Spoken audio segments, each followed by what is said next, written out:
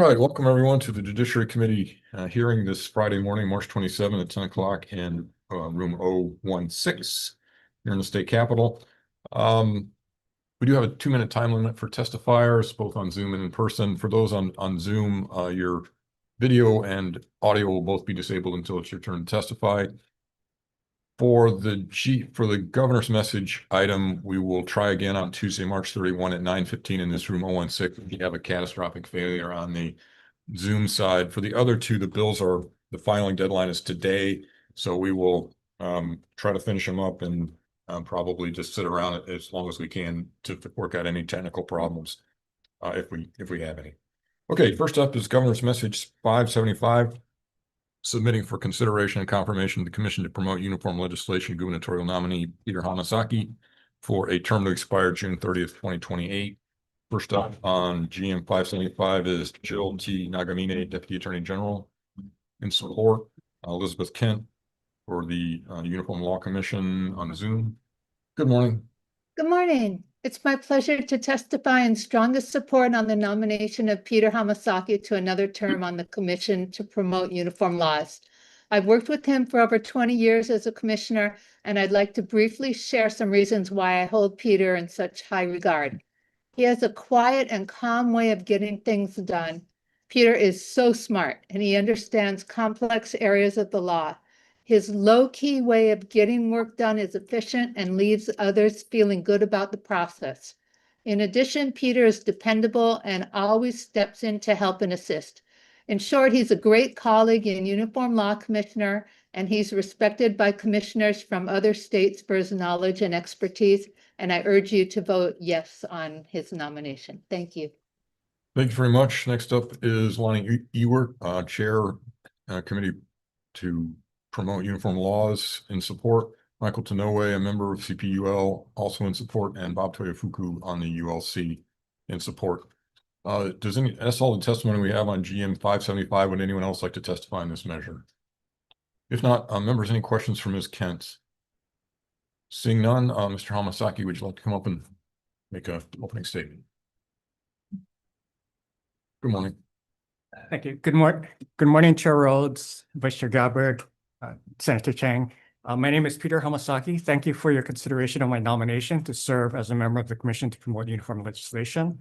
I've been a member of the Commission since 2005, and I hope to have the opportunity to continue to serve. I'm sorry. Okay. I believe that the Uniform Law Commission can be a valuable resource for the states on matters where coordination and uniformity among the states is needed, but the matter is not appropriate for federal legislation. Prime example of this is the Uniform Commerce Code, where having a uniform set of commercial rules facilitates commerce across states by providing a common set of commercial rules that lower the transactional costs of doing business between different states. The OC also provides state legislatures with uniform acts that draw upon a deep dive by commissioners from different states, working with reporters who are subject matter experts and legal scholars, as well as a broad range of interested parties and organizations, such as the ABA, to provide and then update and revise as needed acts for the consideration by the state. I believe that ultimately the ULC helps to preserve our federal system of government by supporting independent action by state legislatures. So, thank you. Thank you very much. Members, any questions? So this will be, you've been on the commission for 20 years at this point. What do you hope to accomplish? Excuse me, what do you hope to accomplish in this next term? I think, there are a number of acts that we're looking at that I think may have particular interest to the state. I know, for example, state is currently considering a deed fraud act, and the Uniform Law Commission is working on a draft measure as well. So I think, depending on what happens at the state level, we'd also like to have consideration given for that act when it's ready. There are also a number of other acts that are, for example, in the social media field. There's an online child protection act that's being considered as a state committee, and I know what some of the recent litigation involving, for example, YouTube and Meta. There may be an opening, for the states to legislate in that area. So I think, we're hopeful that that can provide, something that the state can consider if it's interested, within the scope of, the Act 230 and also the First Amendment, of course. Okay, What would you consider your proudest moment on in your 20 years? Which one do you felt like you did the most good? I think for me as a commercial lawyer, by background, I think, being involved with UCC, it's something you go to law school and you study, and, it's kind of this important project. So I think that was personally fulfilling. But I think, in terms of, one act that I know I worked with Ken Takayama when he was a commissioner was, as fiduciary access to digital assets. And as I'm kind of, which basically as a number of, financial assets or accounts are really only available in a digital form, or, people don't get paper copies, for example, of their financial statements. So, as I kind of am having to take care of my parents, I really see the value in providing an easier or more uniform method of getting access to those accounts. So I think, I think there are a number of acts that really can help, individuals. We also, the legislature enacted the Real Property Transfer on Death Deed Act, which provides a simple way for real property to be conveyed outside of a trust. So similar to, for example, securities, where you can designate a beneficiary. If the primary person passes, it will automatically pass without going through probate. So I think those are the kind of things that can help individuals, where to simplify it and really help them on a individual basis, rather than just, like the commercial code is probably merely a business thing. But I think helping individuals is always sort of important. Which part of the UCC did you work on? Was it Article 9? We did amendments to Article 4A as well as amendments to Article 9. Most recently, the digital assets. I don't remember what 4A is. 4A, yeah, it's more like it's a more obscure, like letters of credit, that sort of thing. Okay. Yeah. Okay, thank you. Other questions, members? If not, let's go ahead and vote on this GN, if it's okay with you guys. And the recommendation is to advise and consent. Questions or concerns? If not, Vice Chair Gabbard. On GM 575, Chair's recommendation is advise and consent. Senator Rhodes. Aye. Vice Chair Wu Tsai, Senator Chang. Aye. And Senator Sanjuana-Ventura and Senator Zawa are excused. The measure is adopted. Thank you very much. Thank you very much. There'll Thank be you. We'll vote pretty soon. Thank you. Thank you.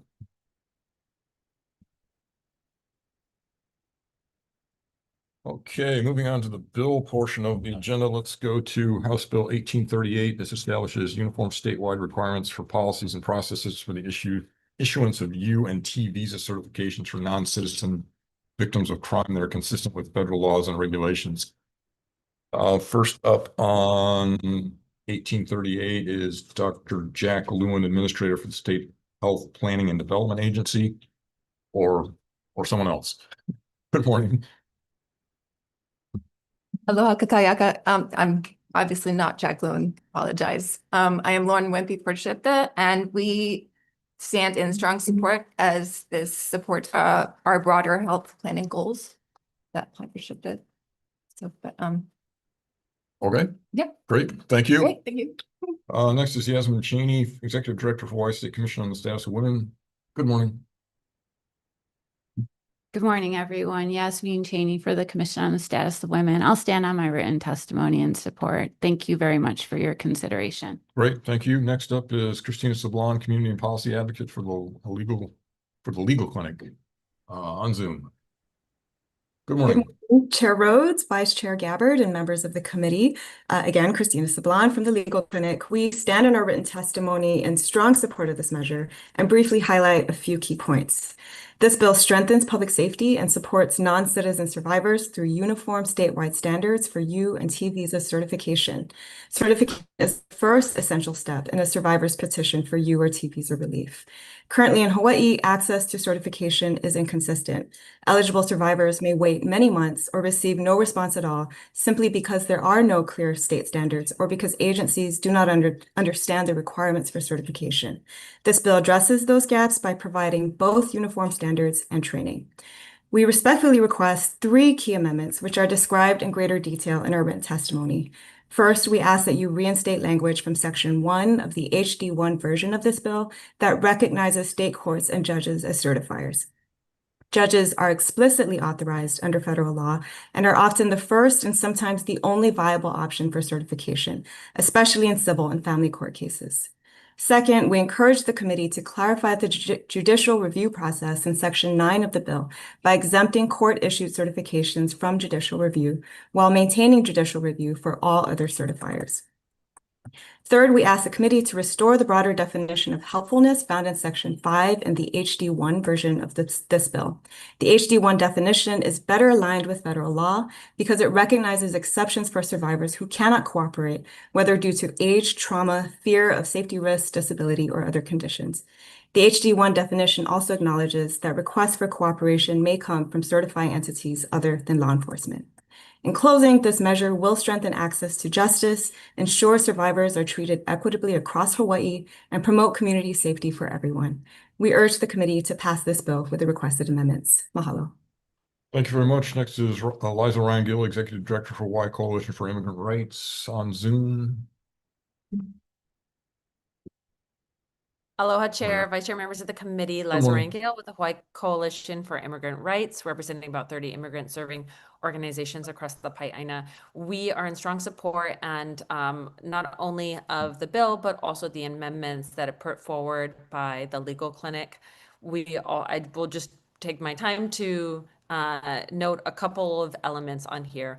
When we are in an enhanced enforcement time, where we see a lot of activity with Department of Homeland Security, we see significant increases in domestic violence and just violence in general, especially against immigrant women. In some cases, we see this make it so that immigrant women are twice as likely to be murdered as native-born women. One of the reasons why we stand in such strong support of this bill is that it's very important that immigration status not be used against someone as a way to keep them from reporting crime. We want all of our communities to be safe, and when we have standardized these processes, it makes it so much easier for specifically immigrant women to come forward and report abuse that has happened to them. So that's just one of the reasons why we think this bill is such a common sense way to move forward. It makes all of us safer when women can come forward and report crime. Mahalo. Thank you. Next up is Mandy Fernandez for the ACLU of Hawaii, also on Zoom. Good morning. Good morning, Chair, Vice Chair, members of the committee. Mandy Fernandez on behalf of the American Civil Liberties Union of Hawaii. We strongly support this measure. I also wanted to say that I strongly support the amendments that are put forward by the legal clinic, and we hope you move this forward. Thank you so much. Thank you. Next up is Yvette Kay for Kona Indivisible and Matriarchy Rising in support. Megan Chun and Alejandro Villarino for Mercado de la Raza or de Raza, I can never remember how that's pronounced. In support, Nicole Wu for Hawaii Children Actions Network speaks in support. Abby Simons, Chair for Stonewall Caucus of the Democratic Party of Hawaii in support. Angelina Mercado, Executive Director for Hawaii State Coalition Against Domestic Violence in support. Nupur Channa, Policy Attorney for National Immigrant Women's Advocacy Project. Leslie Orloff and Newport Chanda, again, for National Immigrant Women's Advocacy Project. Allison Kamhi, Legal Program Director for Immigrant Legal Resource Center. Benjamin Sadowski for Unite Here Local 5. These are all in support. Veronica Mendoza, Founding Executive Director for Roots Reborn Maui in support. Amy Agbayani on Zoom perchance. Yes, good morning. You're still muted. Okay, there you go. Good morning. Thank you very, very much to the committee for hearing this very important bill. I strongly support this bill. It will benefit our victims as well as law enforcement. And I also would like to note that I strongly support the amendments proposed by the legal clinic. Again, thank you very much for hearing this bill. It's an important bill. Thank you. Next up is Christine Andrews, also on Zoom.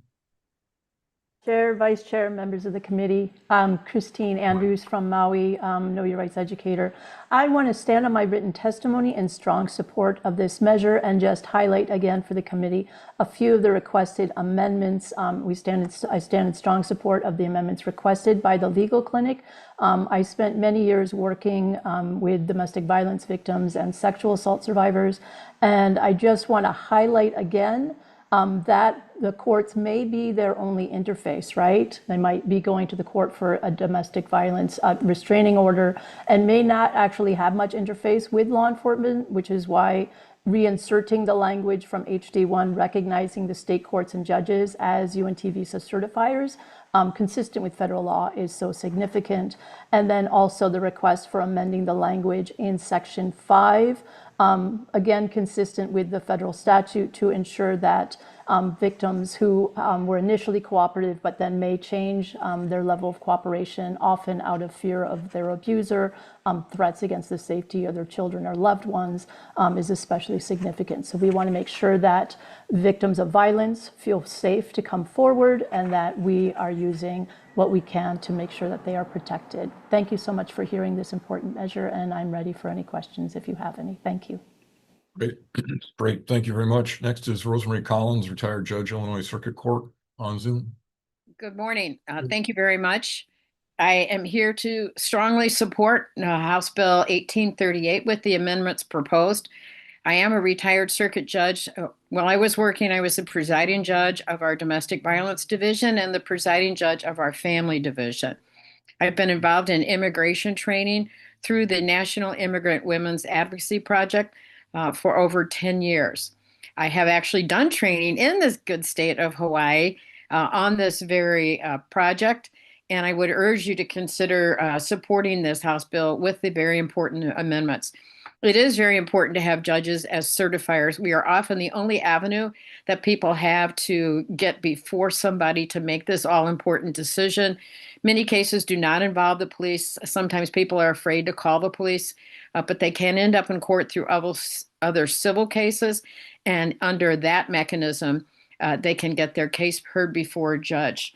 It's very important to have also trained certifier educators. So I think it's important to ensure that the training that you do under this is delivered using a training entity that has already tested curriculum and faculty that's experienced in delivering this kind of training for certifiers all across the country.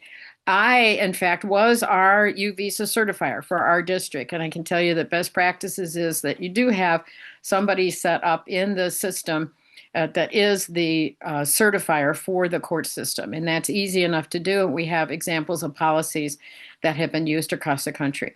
So I thank you for your attention. I really appreciate the opportunity to speak to you in support of this. I stand on my written testimony that I provided, and also the testimony by Professor Leslie Orloff, who's unable to be with you today because she's in the middle of a cross-country airline flight. So thank you. Thank you very much. Thanks for joining us.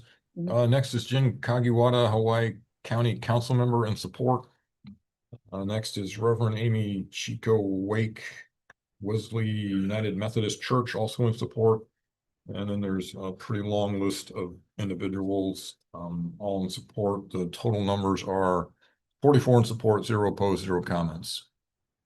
Is there anyone else who would like to testify in this measure, HB 1838? Oh, come on up. Morning. Thank you so much. Good morning, Senator and Vice Chair and everyone else in the committee. I'm here as an individual. My name is Ana Flores. There you go, thanks. Manoa resident, and I worked for 10 years with the Consulate of Mexico in the continent. And I'm telling you, these UNT visas are life-changing for many people. When someone is trying to adjust their status, the first thing an immigration lawyer will ask them is if they were victims of a crime, because then that will make things easier for them. So thank you so much. We will really appreciate if you can pass this bill also with the amendments that the legal clinic proposed. Important to mention that there are national caps, 10,000 for U visas and 5,000 for T visas. And if the people don't get the appropriate way from the state and the law enforcement, then the Hawaiian people cannot get to those camps. So I really appreciate your help passing this measure. Thank you. Thank you very much. Anyone else like to testify on HB 1838? Okay, seeing none, members' questions?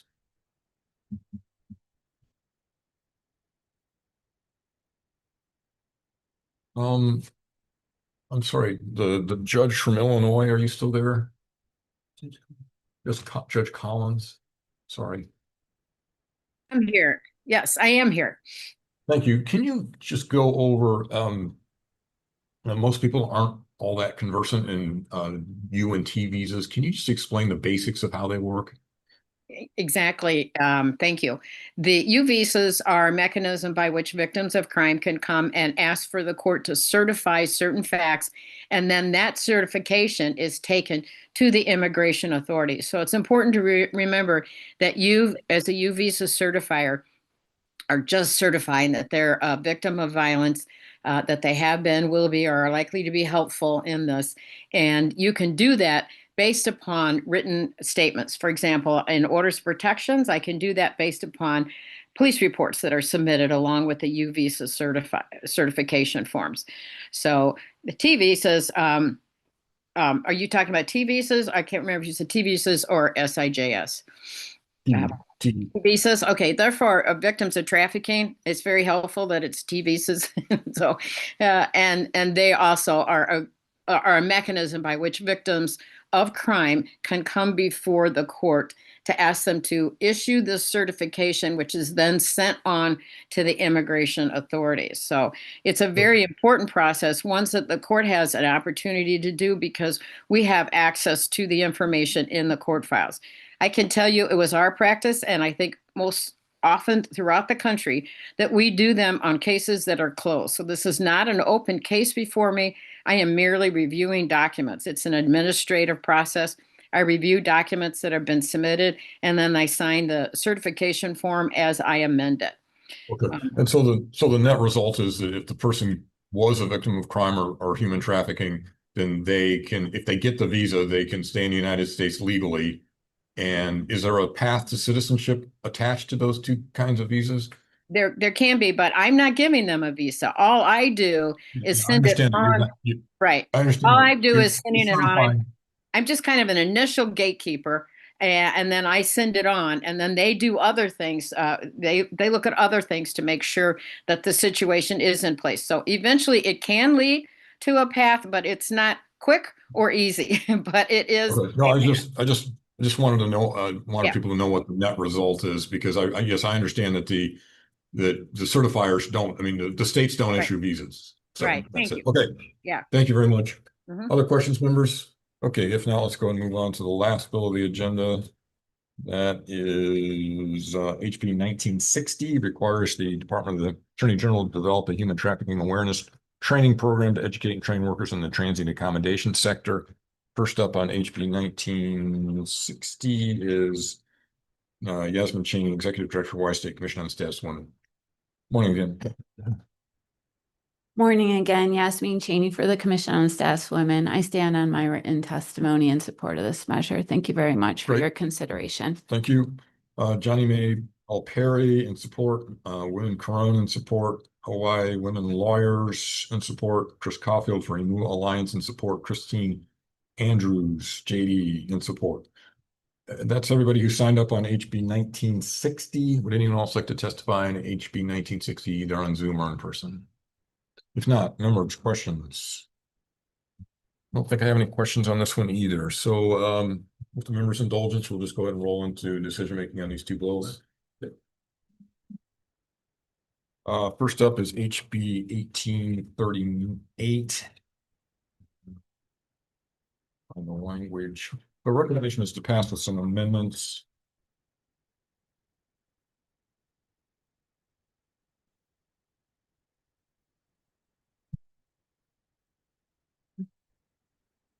Okay. We'd like to adopt the suggested amendments from the Legal Clinic and the National Immigrant Women's Advocacy Project that add back state judges as certifiers of the visas by amending the definition of certifying official on page 4. I'd like to amend the definition of certifying entity also on page 4 by deleting the language excluding state courts and referencing federal regulations and policies, but not adopt the request for an expansive list of entities. So the definition of certifying entities will mean any state or county entity that is authorized under federal laws, regulations, or policy to issue U or T visa certifications. And then we'll amend section -5 on page 7 regarding the determination of helpfulness based on both organizations' suggested language that is similar to the HT1 language, but maintains the current rebuttable presumption. We'll exclude state courts and state judges from the judicial review process in section -9 on page 8 through 10. And we'll specify that the required chaining in section -11 on page 11 and 12 uses existing tested curriculum and experience facility using the National Immigrant Women's Advocacy Project language. We'll make an additional amendment to the judicial review language to address concerns about sealing the records by deleting the sentence on page 9, lines 9 through 13 that starts petition and related records surely kept under seal. And we'll change the effective date to March 22, 2075. Questions or concerns? If not, Senator Gabbard. On HB 1838, HD2, Chair's recommendations are passed with amendments. Chair Rhodes? Aye. Vice Chair votes aye. Senator Chang? Aye. And Senator San Buenaventura and Awa are excused. The measure passes. Thank you very much. Next up is HB 1960, requires the Department of the Attorney General to develop a human trafficking awareness training program to educate and train workers in the transit and accommodation sector. Our recommendation here is to pass with amendments. There's a couple of pukas in the bill. So we'll set the timeline out as follows, and some of this is the same as is already in the bill, and some are changes. So by July 1, 2027, the AG will develops a human trafficking awareness training program. That date is currently in the bill. By September 1st, 2027, the transient accommodations employers and transient accommodation contractors develop and implement human trafficking prevention policies. So that will be a change from the current draft. By December 1st of 2027, the transient accommodation employers and contractors will train their employees. And then by January 1st, 2028, human trafficking awareness posters or notices will be put up. And we'll put in $100 as the fine for each separate violation. Let's see. And we'll go ahead and change the effective date to a different one, March 22, 2075. Questions or concerns? If not, Vice Chair. On HB 1960, HD2, Chair's recommendations are passed with amendments. From the members present, are there any no votes or reservations? Hearing none, the measure passes. Great. Thanks very much. Thanks everyone for being here. We're adjourned.